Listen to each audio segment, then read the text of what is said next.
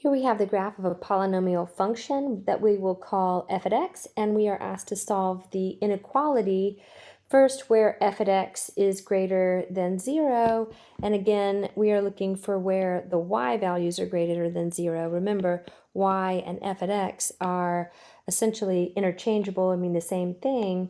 So where are the y values on this function greater than 0? They are greater than 0 here and here. At the x-intercepts, the y values are equal to 0, so we will not include those x values because we are not allowed to have y values equaling to 0. So the solution here is going to be from x is equal to negative infinity, we'll not include the negative infinities, of course, to negative 2, not including, because at negative 2 the y value is equal to 0.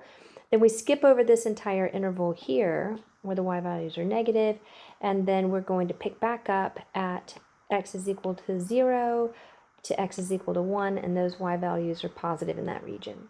Now, if we're allowed to equal 0 in this next example, then we're now going to include these endpoints because each of these x values generates a y value that's equal to 0. So we have negative infinity to negative 2, and then from 0 to 1, including all of those, and union symbol inside there.